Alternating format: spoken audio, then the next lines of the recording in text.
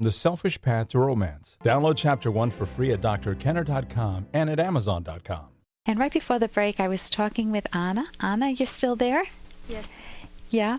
Yes. Your situation is that you had, past tense, a dear friend, and she's been a friend for 10 years, but or you said 8 or 9 years, but over that time, the friendship has morphed, it's changed, and she's gone from being a good friend, or potentially good friend, to going through some difficulties in her own life, 2 divorces, but the way she handled it was to turn to the bottle, and instead of facing facts, facing reality, she drowned. She tried to drink them away, and she became aggressive. She's become even violent towards you, and you look at yourself as the helping person, and your goal in life is to turn her around, right? Yes. To rescue her. Yes. And you feel like a failure if you don't rescue her. Yes. And right before the break, I said what?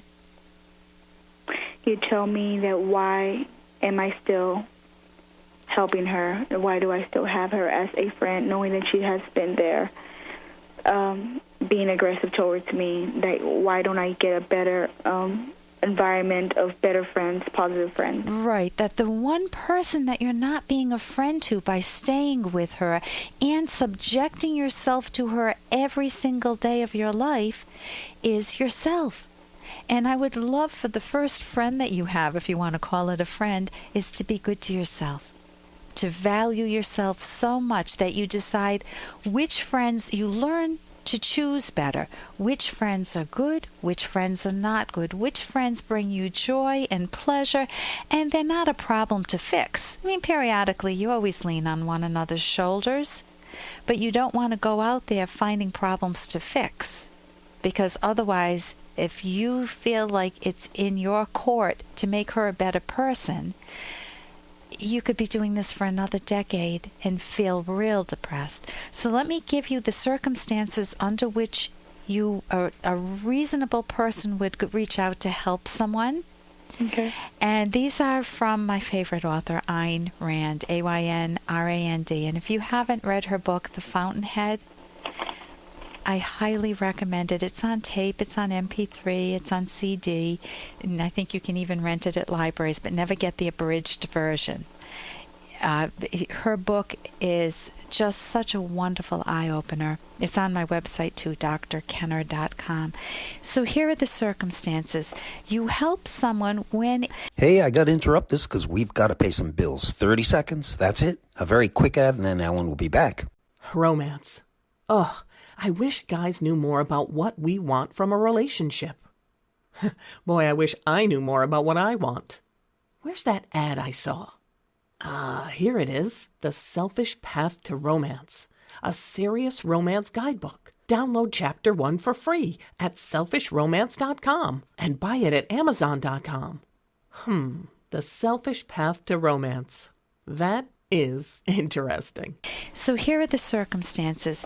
You help someone when it's through no fault of their own. Drugs and alcohol are their choices, aren't they? Yes. But if a person, for example, got in a car accident, and it wasn't because they were driving drunk at the wheel, it was an accident, and you love the person, it's a mother, a father, or a good friend, and you can go visit them at the hospital, bring them flowers, make chicken soup for them, you can help them out. That's loving. Or if they just had a baby, you want to help out, that's fine. The death of a loved one, you could help out. The house fire, a hurricane, that's very different from self-made difficulties. And you also only help a person out if it's not a chronic, lifelong thing. I mean, assuming it's not your kids, who are troubled. But if it's a chronic, when I say kids, meaning if you have a disabled kid, you're not going to just say this is long term, so I'm out of here, honey.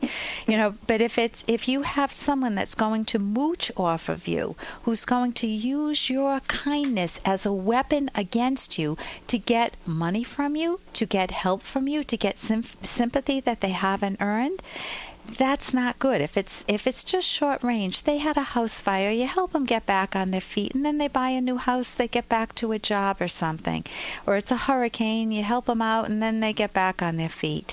If they're genuinely appreciative, then it's proper to help them out. Not feeling like you owe it to them, but they're genuinely thankful. Not groveling, but just thanks so much. I'm so glad you were here. If you value them, this should have been number one. If you value the person, it could even be neutral. It could be someone that's stuck in a snowstorm.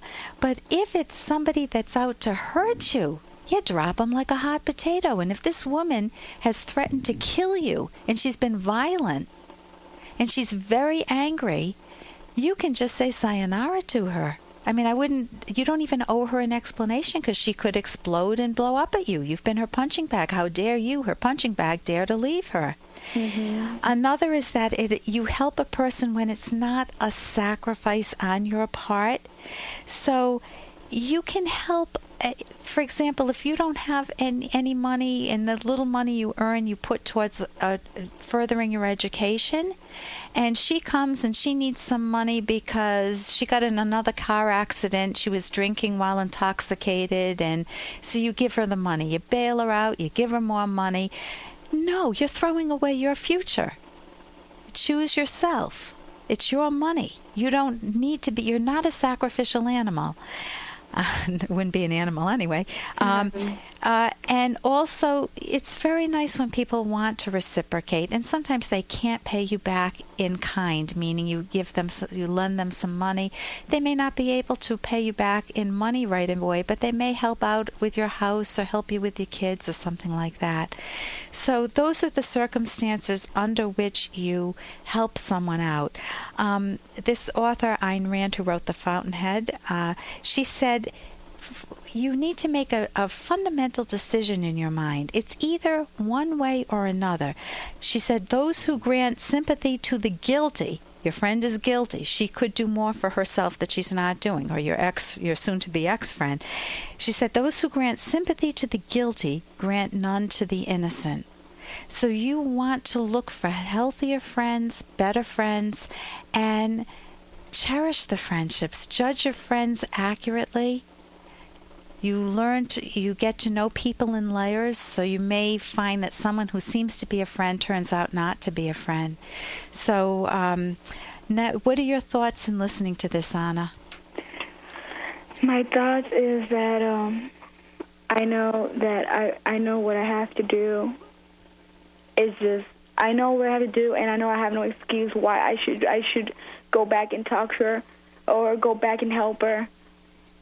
It's just I see something good in her. In the beginning, I saw something really good in her. I saw a person that I've known that was very positive and was a really, really, really good friend and was really helpful, and we were there for each other. She was there for my family. I was there for her family, and it just hurts the fact that she had to let herself so much go down. They got into a really, really bad standards now. Yeah, so it's very painful, and you go through grief to see a friend self-destruct. Yeah. So you can give me a call back and let me know how things go with this. Okay. It's really being good to yourself longer range, because you don't deserve to be in an abusive relationship. That's true. So, I agree with that. Yeah, so I wish you the best of luck with this.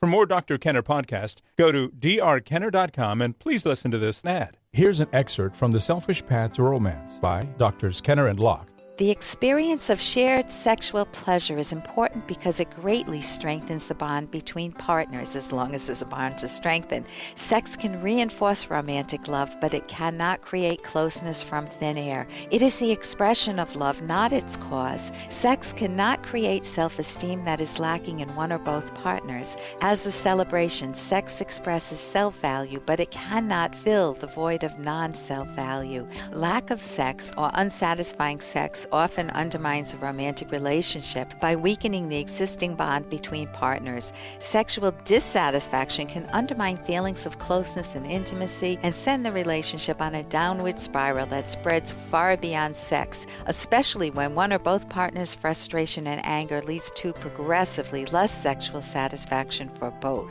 Download Chapter 1 for free at drkenner.com and at amazon.com.